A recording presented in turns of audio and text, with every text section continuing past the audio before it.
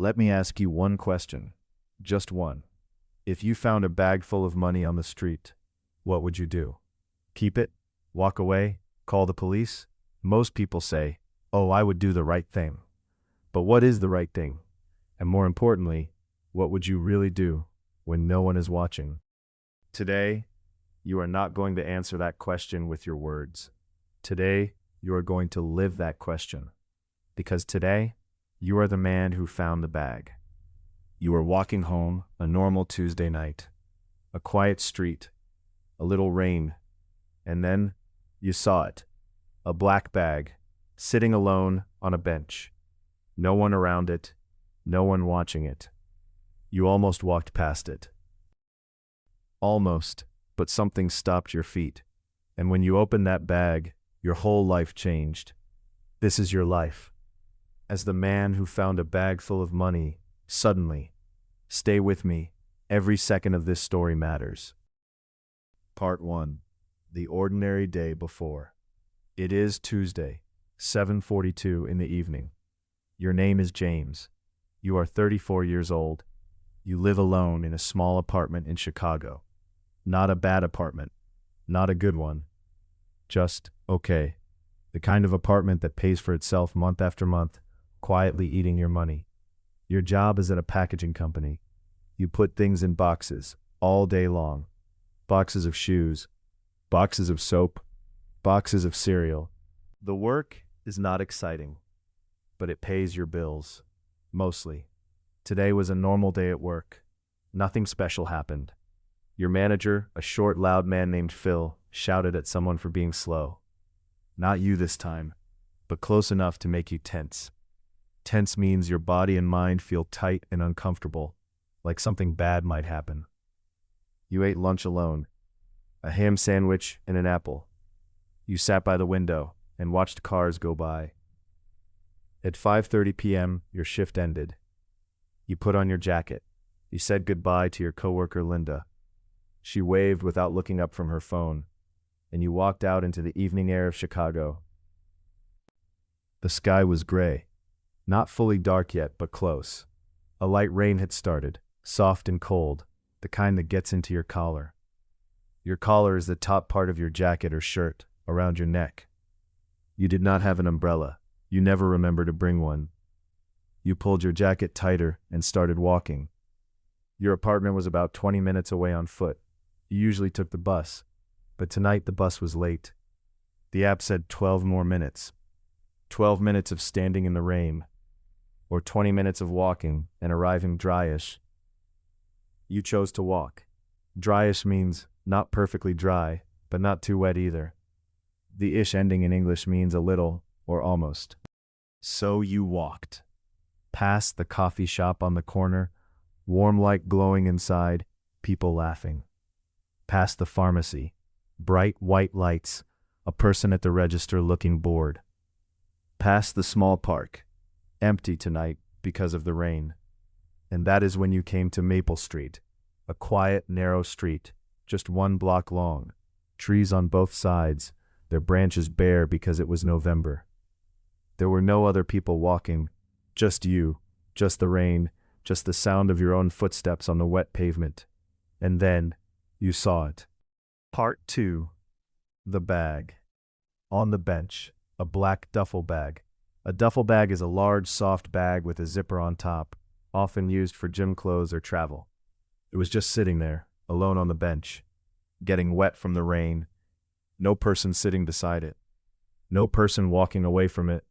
No note on it. Just the bag. You slowed down, then stopped. You looked left, then right, then left again. Empty street.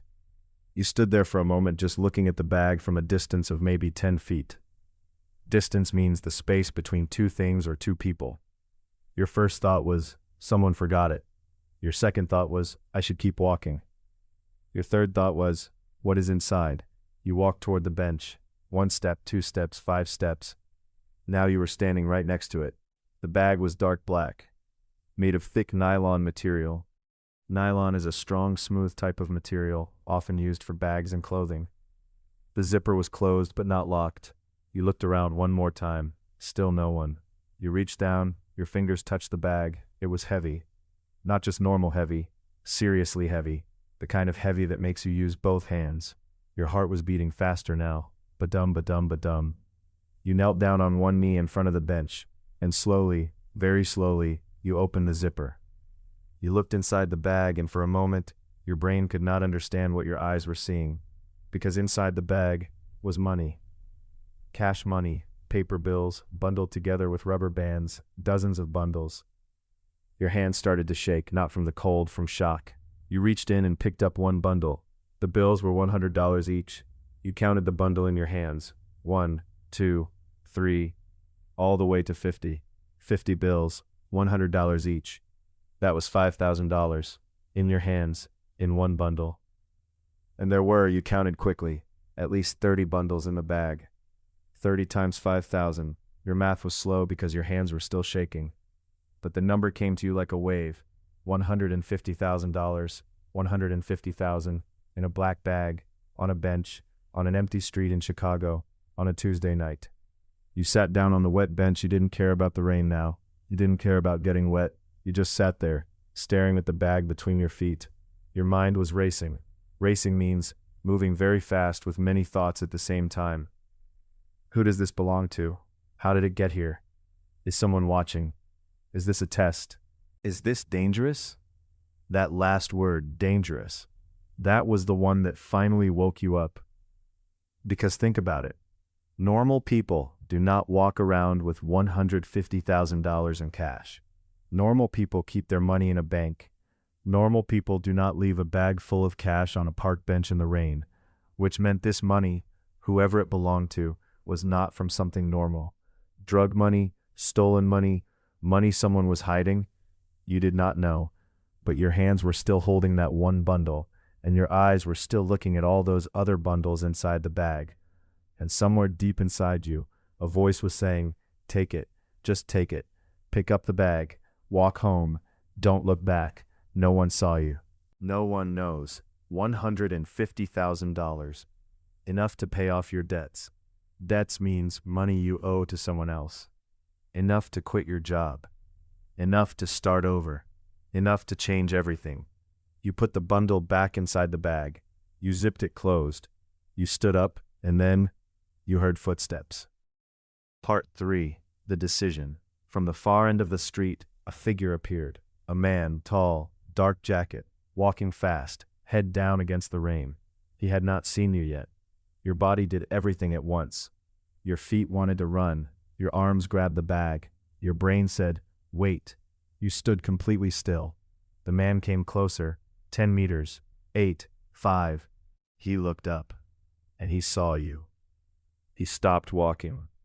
He looked at you, then at the bag in your hands, then at you again. His face did not look angry. It looked scared. Scared means feeling fear, feeling afraid. And that surprised you. You expected him to shout, to demand the bag back. But instead he said, very quietly, please, please don't take that. That's not what you think it is. Wow. You did not move. He took one slow step forward and stopped, like he was trying not to frighten you. Frighten means to make someone feel scared. My name is Ray, he said. That bag is evidence. Evidence means something that proves a fact, often used in police investigations. I'm not a criminal, he said quickly, reading your expression. A criminal is a person who does illegal things, things that are against the law. I'm an informant, he said. I work with the police. That money, it belongs to a man named Cortez. He is the head of a drug operation in this city.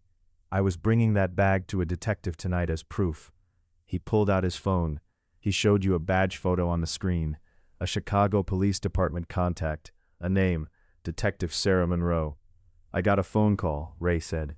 An emergency. I had to put the bag down for just 2 minutes. I thought no one would come. He looked at you with tired eyes, eyes that had seen too much. If that money disappears, he said slowly, the case disappears. Cortez walks free, and people get hurt. You looked at the bag, $150,000. Your rent was 3 months late. You had $340 in your bank account. You had a car that needed $800 in repairs. You were exhausted. Exhausted means extremely tired both in body and mind. You had been working the same boring job for 6 years, doing the same thing, going nowhere. And here, in your hands, was enough money to fix all of that. In one night, no one saw you take it. Ray was alone. You were faster than him. You could run. But then you thought about something.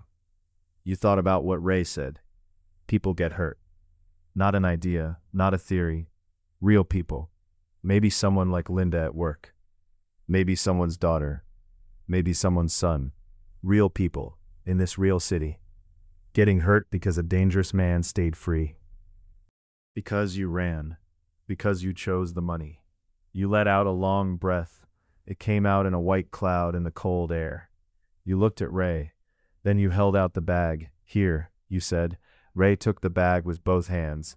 He held it to his chest like it was something precious. Precious means something very valuable and important. Thank you, he said. And the way he said it, it was not just polite. It was real, deep, grateful. You nodded.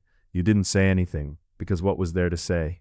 You turned around, and you started walking home, in the rain, alone, with $340 in your bank account. Part 4. The walk home. You walked for a long time. You did not think about the money, not at first. You thought about other things. You thought about the look on Ray's face when you gave the bag back, the relief in his eyes. Relief means the good feeling you get when something stressful is over. You thought about the word he used, evidence. That bag was not just money. It was a story, a crime, a case, and without it, justice was impossible. Justice means when people are treated fairly and wrongdoers are punished. You thought about Cortez, whoever he was, a man who caused pain to earn money.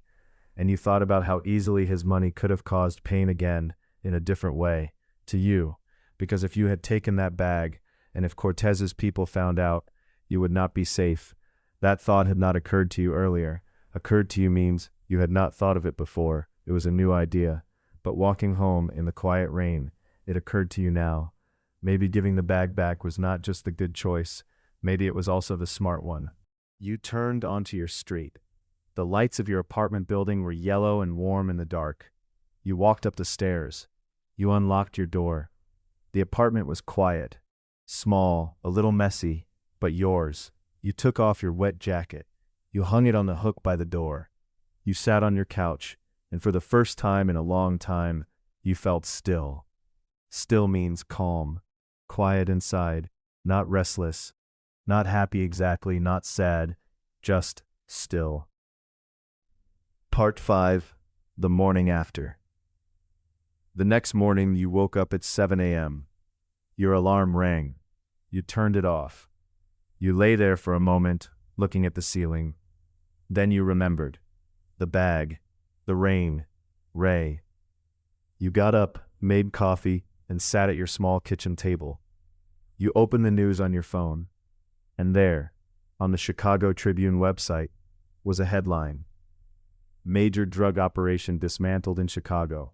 Suspect Cesar Cortez arrested. Police say key evidence was recovered. You read the article slowly. The police had arrested Cortez late last night. They had evidence. Cash, documents, records. The case was real. Ray was real. And the decision you made in the rain, that was real too. You put down your phone. You picked up your coffee cup. It was warm in your hands. Outside your window, the sun was just coming up. Orange and pink, over the city rooftops. Rooftops means the tops of buildings. And you sat there quietly, thinking about this. You had nothing more than yesterday. Same apartment, same job, same $340. But something felt different. You felt like yourself. The real yourself. Not the scared version, not the desperate version. Desperate means feeling like you have no other choice, like things are very bad. The version that, when the moment came, made the right choice, and that no amount of money can buy. You just listened to a full English story. A real one, with real emotions, real decisions, Real words. Let us go over the most important vocabulary from today's story. Tense. When your body and mind feel tight because something might go wrong. The silence in the room made everyone tense. Collar. The part of a shirt or jacket that goes around your neck. Rain dripped down his collar. Distance. The space between two things. She stood at a safe distance from the fire. Shock. A sudden, strong surprise that affects your body. He sat in shock after hearing the news. Racing. Moving very fast. When used for thoughts. Thinking very fast. Her mind was racing with questions. Debts. Money you owe to other people or companies. He used his savings to pay off his debts. Frighten. To make someone feel afraid. The loud sound frightened the children. Evidence. Something that shows or proves a fact. The police found evidence at the crime scene. Criminal. A person who breaks the law. The criminal was caught and arrested. Exhausted. Extremely tired. In both body and mind. After 10 hours of work, she was exhausted. Precious. Very valuable and important. Time is precious. Don't waste it. Relief. The good feeling when something stressful ends. She felt great relief when the exam was over. Justice. Fair treatment. When wrong things are punished. He fought for justice his whole life. Occurred to. When a new idea enters your mind. It never occurred to me that she was lying. Still, calm and quiet inside. Not restless or worried. After the long day, he finally felt still. Desperate. When you feel like you have no good choices left. He was desperate for help. And the most powerful sentence from today's story. The version of you that makes the right choice when it's hardest to. That version is worth more than any amount of money. Read it again, slowly, because this is true. Not just in English, in every language, in every life. That was today's story. You just listened to and understood thousands of words of real, natural English. New vocabulary, new sentences, new ideas. Without a textbook, without boring grammar exercises, just a story, a real one. Now, your turn. In the comments below, answer this question. What would you do if you found that bag? Keep it or give it back? Tell me why in 1 or 2 sentences. Write in English, any level, any mistake. It is okay. The goal is to practice, not to be perfect. If this story helped your English today, like this video. It helps other learners find it. Subscribe. A new English story comes every single week.